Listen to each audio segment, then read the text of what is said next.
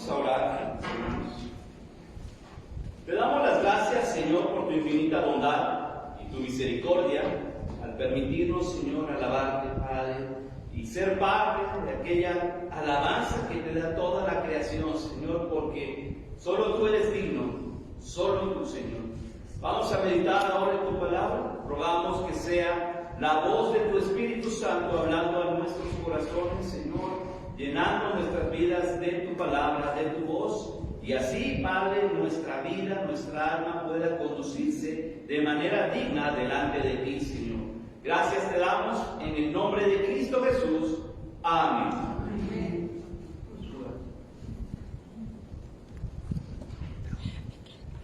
Sabiendo, mis hermanos, ya varias veces el contexto de la epístola, recordemos que está dividida de una manera simple y sencilla.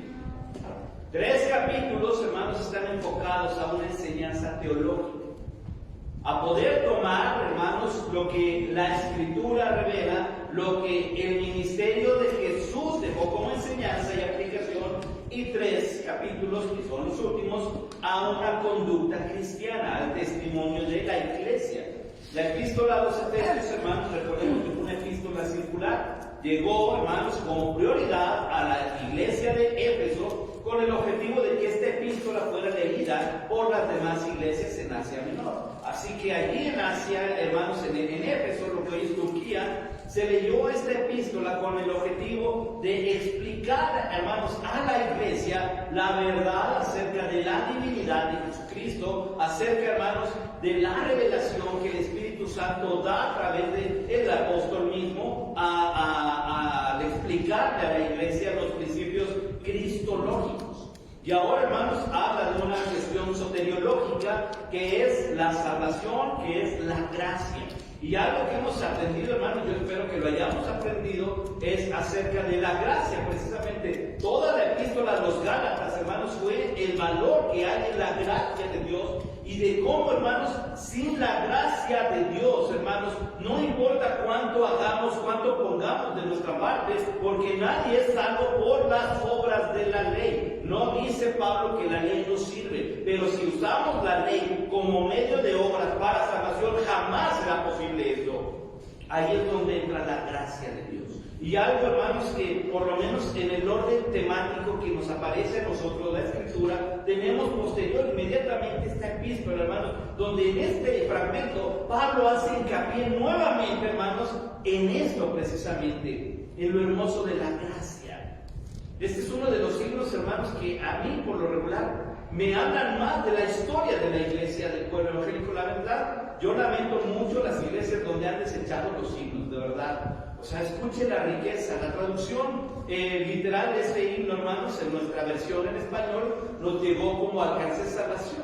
Y es un himno, hermanos, donde habla de la seguridad acerca de todos los males que pudieran haber, hermanos, cruzado en la vida de un creyente, porque este era un hermano. Y que ve a su familia atravesar, hermanos, él no podía hacer nada, solo confiar en Dios. Y entonces escribe este himno, que la letra original se llama Estoy bien con mi Dios, estoy bien con mi Dios. A nosotros nos llevó como alcance salvación, hermanos. Igual tiene el mismo sentido poderoso este himno, hermanos, acerca de alcanzar la salvación por la pura gracia de Dios. Así que Pablo, hermanos, nos habla en estos 10 versículos, hermanos, precisamente de eso. De lo que hemos logrado, hermanos, a través de las obras de Cristo. Las únicas obras que realmente brindan salvación son las de Cristo, no las nuestras. De ahí es donde viene poner nuestra fe en Cristo, en la obra de Cristo, en la persona de Cristo, en el sacrificio de Cristo, en la resurrección de Cristo y en la parucía de Cristo. Así que tenemos mucho que aprender, hermanos, en estos solos versículos. Dice el número 1. Y Él, hablando de Jesús, nos dio vida a vosotros cuando estabais muertos en vuestros delitos y pecados. No sé cuántos de nosotros alcanzamos a entender la magnitud, hermanos, de la gravedad de nuestros pecados. No es que tengamos un pecadillo por ahí, no. Pablo está diciendo, hermanos, hablando de nuestros pecados, que son delitos y pecados. ¿Cómo se le llama a una persona que comete delitos? ¿Qué cree que éramos nosotros sin Cristo? Eso es nuestra realidad. Somos delincuentes, hemos, hermanos, ido en contra de la ley y eso nos acusa, hermanos, de delincuencia. Yo creo que ustedes ni yo nos considerábamos así. Bueno, Pablo nos dice que esta es la verdad, hermanos. Esa es nuestra realidad, esta es nuestra condición. Y esto nos llevaba a estar muertos, hermanos. Recordemos, hermanos, que la muerte en la Biblia no es extinción, no deja de existir. ¿Muerte qué significa? Separación. Así que esto, hermanos, nuestros delitos, nuestros pecados, nos tenían en una condición triste, porque estábamos separados de Dios, estábamos muertos en nuestros delitos y nuestros pecados. Ahora dice, en los cuales anduvisteis en otro tiempo. Aquí ha rayado la transformación que en Cristo tenemos. Anduvisteis en otro tiempo. Ahora ya como cristianos, como que Pablo dice, quiero pensar que ya dejamos nuestros hábitos pecaminosos. Y recordemos, hermanos, que para pecar solamente hay dos líneas de pecado. El pecado de omisión y el pecado de transgresión. El pecado de transgresión es cuando vamos más allá de lo que la Biblia permite. Cuando quebrantamos la ley de Dios. Y el pecado de omisión es cuando no hacemos lo que Dios dice. Así que esas son las únicas maneras, hermanos. Y si se fija en ambas, caemos en la realidad que Pablo dice, nuestros delitos y pecados. Así que tenemos que tener cuidado en esto. Dice, el problema, en los cuales anduvisteis en otro tiempo, y nos da la razón, siguiendo la corriente de este mundo. ¿Cuál es la corriente que sigue este mundo? Bueno, la Biblia explica, conforme al príncipe de la potestad del aire. Y es una forma, hermanos, en la que el apóstol Pablo se refiere al diablo. Es el príncipe de la potestad del aire. No significa esto, hermanos, que el diablo sea omnipotente o omnipresente, no. Pero sí tiene una facultad como un espíritu, hermanos, que no está limitado como usted y yo al cuerpo, espacio, materia. No, es un espíritu.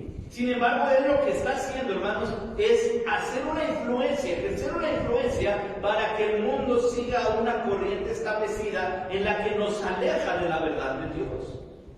Y basta, hermanos, con ver las noticias, basta con ver la sociedad hoy en día y darnos cuenta que de verdad, hermanos, el mundo está siguiendo la corriente que el diablo ha impuesto. Porque hoy en día, hermanos, pecado, además la palabra pecado se está erradicando a nivel sociedad. Ya no es pecado, hermanos, nada es pecado. Todo es criterio, todo es una cuestión personal. Y empezamos, hermanos, a creer tonterías. El hecho de que no tengamos la Biblia en nuestras manos y la Biblia no esté en nuestros corazones, hermanos, nos expone a seguir la corriente de este mundo. ¿Cuál es esa corriente? La voluntad del diablo. ¿Cómo lo sabemos? Dice el espíritu, sigue hablando del diablo, que ahora opera en los hijos de desobediencia. Hermanos, esa es una cualidad del diablo. Es una cualidad, hermanos, cual desobedecer. Y desobedecemos nuevamente, hermanos, pecamos a través del pecado de omisión. Cuando Dios nos dice, no os juntéis, no os unáis en yugo desigual, y ahí vamos los cristianos, ¿verdad? Buscando una amistad, un vínculo. Nuestro mejor amigo incluso resulta que no es ni cristiano, no es ni de la iglesia. Siendo, hermanos, clave en eso. ¿Es pecado el internet? No, sino la forma en la que ocupamos el internet. Y el problema, hermanos, decimos en el devocional, es lamentable escuchar a los chicos, a los jóvenes que ya no tienen deseo de trabajar. Ahora quieren ser influencers y estar detrás de un celular, nada más diciéndole a la gente lo que tienen que hacer. Vayan y compren este producto porque a mí me gustó, ¿verdad? Y todos dándole like y la plataforma les empieza a pagar porque tienen muchas visitas. Y eso es lo que la gente dice, los chicos, las nuevas generaciones. Pónganlos a trabajar 8 horas. Y no saben, les da miedo. ¿Cómo voy a estar 8 horas sin mi celular? ¿Cómo voy a estar 8 horas nada más con un momento de comida? No saben hacerlo.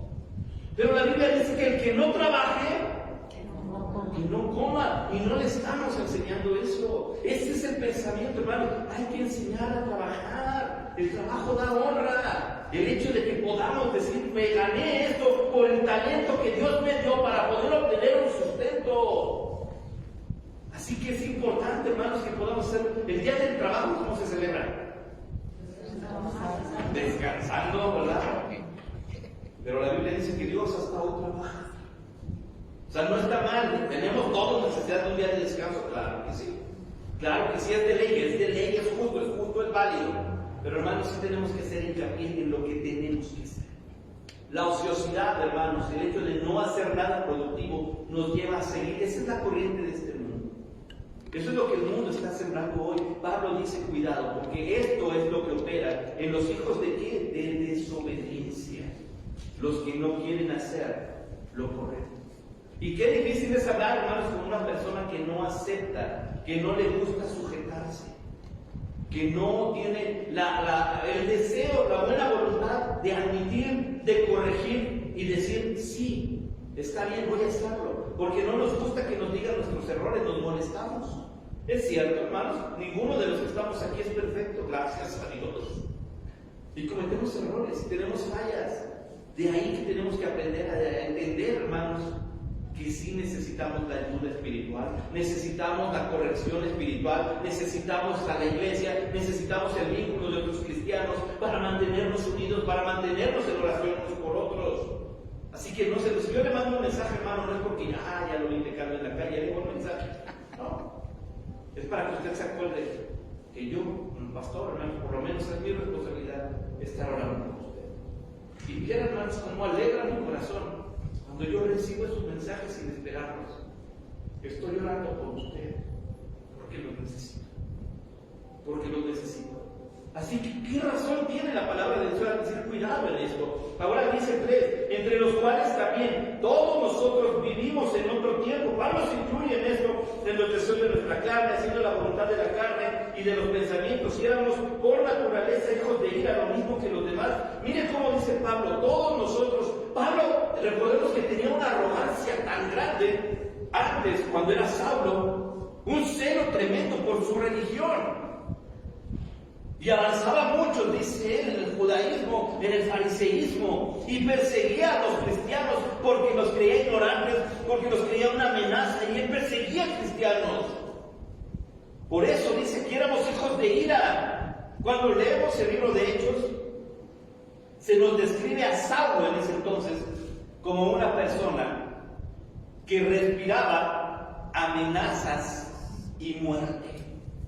Así que Pablo está hablando de su propia vida. Mire todo lo que había en nosotros. Éramos hijos de ira, éramos hijos de desobediencia. Y Pablo, hermanos, que era celoso de la ley, celoso de su religión, se da cuenta que no le ayudó en nada. Se da cuenta que estaba lejos de Dios, aunque era un practicante riguroso, era un religioso increíble. Pero se da cuenta, hermanos, que estaba en sus delitos y pecados. Así que por eso entiende la situación por la que él está pasando ahora. Y viene un pero, versículo 4. Pero Dios habla de la misericordia, que es rico en misericordia. Mire, Pablo dice, hasta yo alcancé la misericordia, el rico en misericordia, por su gran amor con que nos amó. Dos atributos que le da a Dios para que nosotros seamos alcanzados a salvación: su misericordia y su amor. Su misericordia nos dejó vivir hoy. Su amor, hermanos, se llama Jesucristo. Fue la mayor muestra de amor que ha existido. Así que Dios es rico en estas dos. Es su naturaleza. Y lo que hace, hermanos, es meter las manos. Fíjese que Dios podía haber hecho salvación con una sola palabra. Él hizo el mundo con una sola palabra. Pero ¿quién sabe qué es lo que hace? Trabaja en ello. Y su Hijo, hermanos, se encarna y viene, mete las manos, hermanos, a la inmundicia donde usted y yo estábamos. Y nos tiende la mano y nos levanta para decir, ¿crees en mí? Él lo hizo. Él lo hizo de esa forma. Aún estando nosotros muertos en pecado, separados por el pecado, nos dio vida juntamente con Cristo. Por gracia sois salvos. La mayor manifestación de amor, hermanos, recordemos, es Jesucristo. Él hizo alcanzable la gracia. Él nos hizo entender la gracia de Dios, que no lo merecíamos. Hermanos, si usted y yo nos encontramos en el cielo, no es porque nos vayamos ganando. Es porque pusimos nuestros ojos y nuestro corazón en la cruz del Calvario, donde Jesús abogó por nosotros. Así que es por Él que nos encontraremos en el cielo, hermanos. No porque nos lo hayamos ganado. Yo fui muy cristiano, tengo 30 y tantos años de ser cristiano, hermanos. Dios nos lleva un álbum ahí de récords. Cuando lleguemos al cielo le vamos a decir: Señor, yo creí en Jesucristo como mi Señor. Y eso es lo que nos va a valer en la entrada al cielo, hermanos. Por el nombre y la victoria de Jesucristo. Y nos hizo, y justamente con Él nos resucitó, y así mismo nos hizo sentar en los lugares celestiales con Cristo Jesús. Y mire cómo aquí habla, hermanos, de un presente ya. Pues es una garantía para el creyente. ¿Cuál es esa garantía? La resurrección. ¿Cuál es esa garantía? Un lugar en los lugares celestiales. Y Pablo nos dice: hasta que eso suceda. Dice ya, para Pablo eso es una realidad para todo cristiano, hermanos. ¿Qué tenemos garantizada? La resurrección en Cristo. ¿Qué tenemos garantizada? La vida eterna delante del Señor. ¿Por qué? Por su gracia. Solo por su gracia. Ahora dice: para mostrar en los siglos venideros las abundantes riquezas de su gracia y su bondad para con nosotros en Cristo Jesús. Podremos ser testigos, hermanos. Seremos testigos, somos testigos de la gran misericordia que Dios tiene para usted y para mí. Y nos da la razón. 8. Porque por gracia sois salvos. Hermanos, esta es la clave de la salvación. La gracia. ¿Qué fue lo que hicimos nosotros para la salvación? Dice aquí abajo: por medio de la fe. Hermanos, no lo hicimos, no lo logramos. Solo creímos que Jesús lo hizo por nosotros.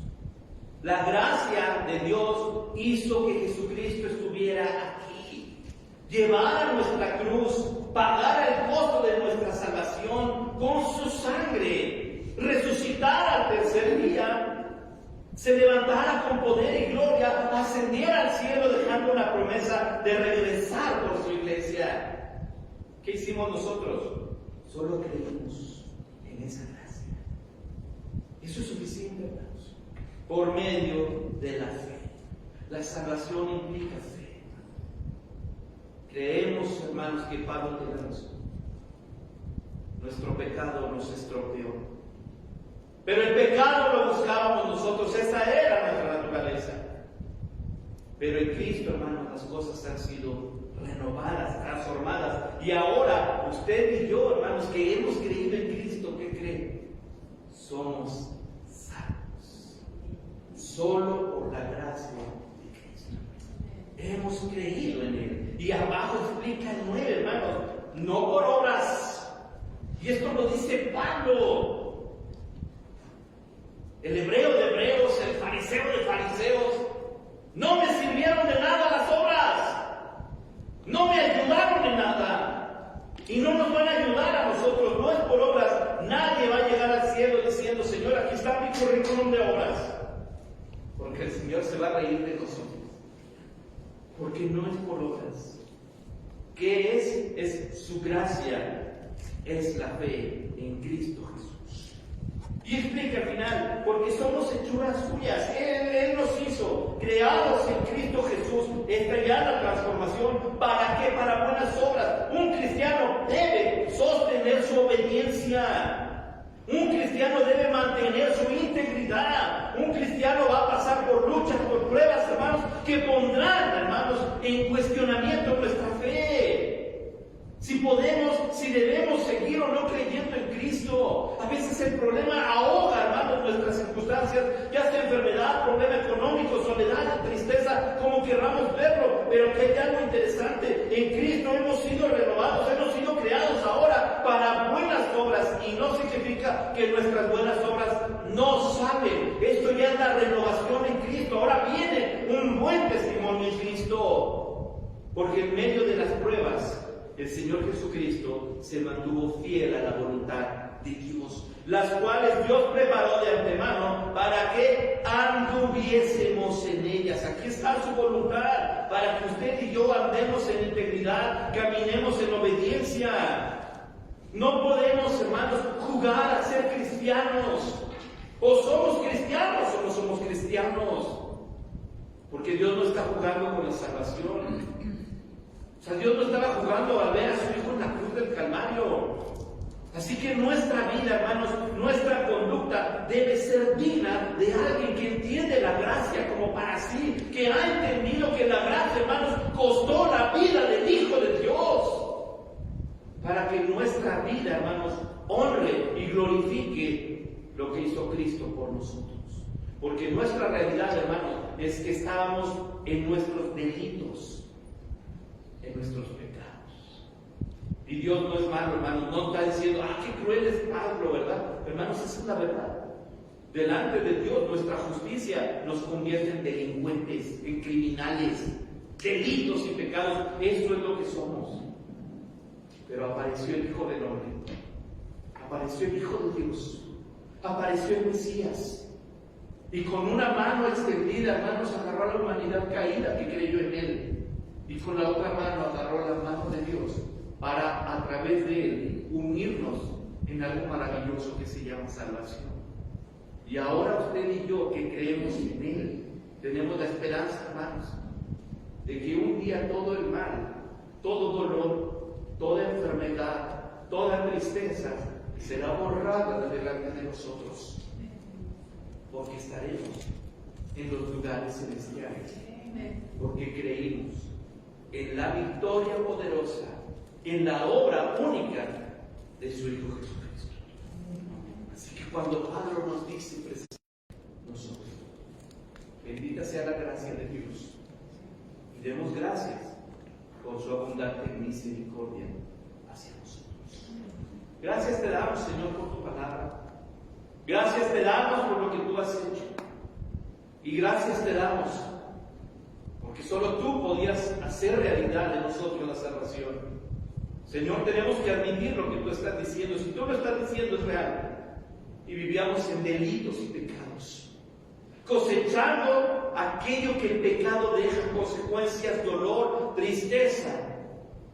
Sin embargo, un día llegó a nuestras vidas el mensaje de tu Hijo Jesucristo, el mensaje vivo, la palabra encarnada, y creímos que Jesucristo es el Señor. Y hoy hemos hecho de ti, Señor, nuestro Rey, nuestro Salvador. Así que hay una promesa que esperamos: un día estaremos contigo, solo por lo que tú hiciste.